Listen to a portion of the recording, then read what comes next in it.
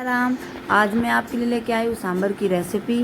तो चलिए हम बनाना शुरू करते हैं। तो मैंने एक आधी कटोरी तुअर दाल ली है। तुअर दाल से ही सांभर बनता है। तो चलिए, मैंने आधी कटोरी इसलिए ली है क्योंकि सांभर जो है वो बहुत पतला बनता है। अभी आपको इसके 3 से 4 घंटा इसको भिगो के रख देना है। देखिए 3 से 4 घंटा हो गया है, दाल बड़ी हो गई है और कैसे फूल गई है। इसका ये फ़ायदा है कि आप अगर इसको भिगो के रखेंगे तो आपका सांभर बिल्कुल मुँह में घुलने वाला बनेगा। चलिए अभी हम इसको क्लीन कर लेते हैं 3 से 4 बार साफ़ पानी से। मैंने क्लीन किया। अभी हमें लौकी डालनी है। आप चाहें तो आलू भी डाल सकते हैं और लौकी भी डाल सकते हैं। सांभर में दोनों सब्जियां डलती हैं। आलू भी आपको 1 या 2 डालना है, उससे ज़्यादा नहीं डालना है। तो चलिए मैं बस लौकी डाल रही हूँ यहाँ पे, और इसी से सांभर बहुत अच्छा बन जाएगा। और जो बच्चे लौकी नहीं खाते वो सांभर के में लौकी भी खा लेते हैं। तो चलिए, आपको लौकी को बारीक बारीक काटना है और ये गुद्दा आपको हटा देना है। बारीक काटना है क्योंकि सांभर में सब्जियां हमें दिखती नहीं है। तो चलिए, अभी आपको बस सब्जी डालनी है और उबालना है। कोई भी मसाला आपको ऐड नहीं करना है। आपको 4 से 5 सीटी लगवानी है और सब्जी को उबाल लेना है। मीन टाइम हम अपना मसाला तैयार करते हैं। ये मेरी प्याज का 1 प्याज और 6 से 7 लहसुन की कली और 1 टमाटर की प्योरी है। ये हींग है और ये 4 मसाले, हल्दी, नमक, मिर्च और धनिया पाउडर। देखिए ये मीठा नीम है, ये दालचीनी है, ये जीरा है, ये तेज़ पत्ता और ये राई है। ये सब आपको डालना है। और ये इमली है सूखी हुई, आपके पास नहीं है तो आप दही भी डाल सकते हैं। तो अभी आपको गर्म पानी लेना है और इसको 10 से 15 मिनट, जब तक सब्जी नहीं बनती, आपको भिगो के रखना है। अभी हम मसाले ले लेते हैं कटोरी में सारे एक साथ।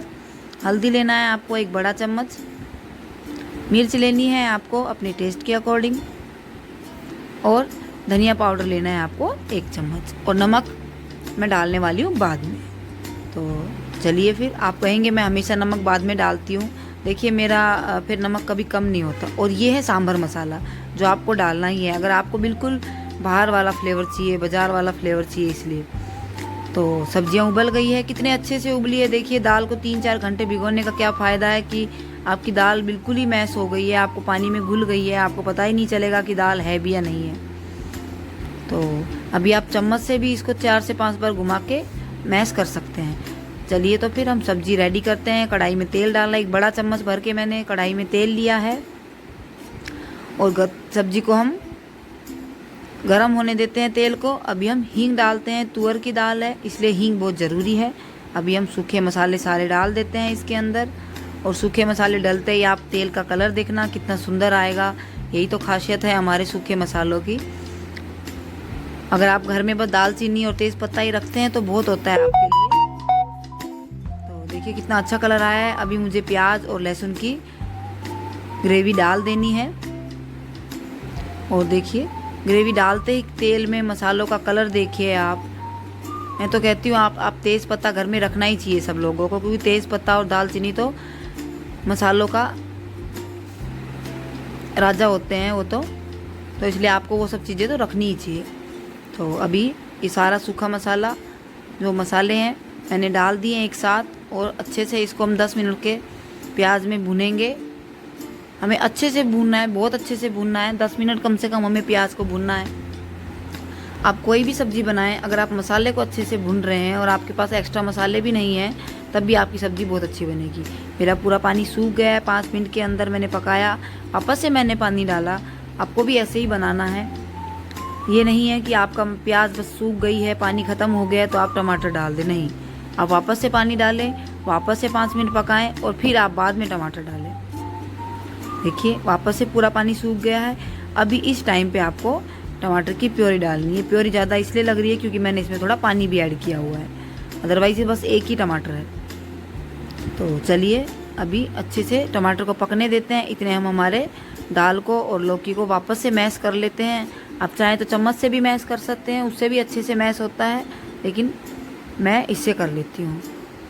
तो अभी हम अपनी दाल और लौकी के मसाले को इसमें डाल देते हैं और इसको उबलने के लिए छोड़ देते हैं। आप चाहें तो पानी भी ऐड कर सकते हैं और ज़्यादा भी ऐड कर सकते हैं, जितना आपको चाहिए उतना आप ऐड कर सकते हैं।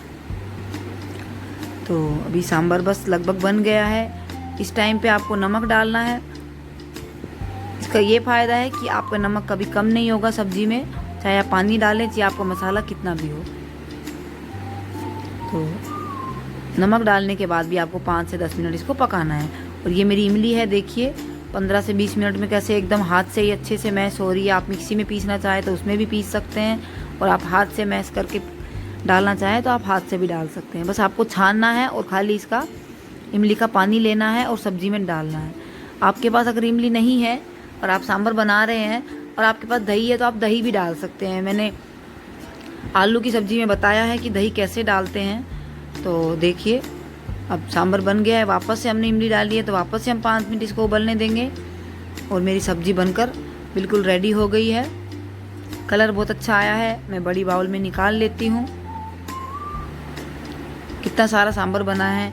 थोड़ी सी मैंने दाल ली थी क्योंकि सांभर पतला बनता है, गाढ़ा नहीं बनता है। तो चलिए मेरा सांभर बनकर रेडी है, और इसमें अब धनिया भी हम डाल लेते हैं। अगर आपको मेरी वीडियो पसंद आए तो प्लीज़ लाइक एंड सब्सक्राइब ज़रूर करें, और मुझे कमेंट करके ज़रूर बताएं कि आपको मेरी वीडियो कैसी लगी।